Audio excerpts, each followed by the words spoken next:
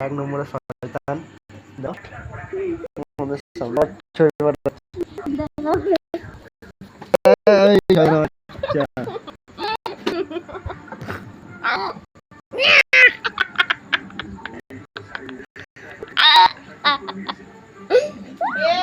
দেখেছো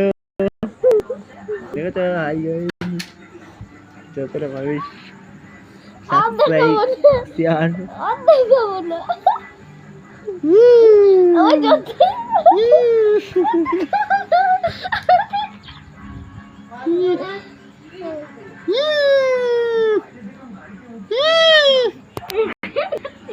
দেখো দেখেছো সেটা বলি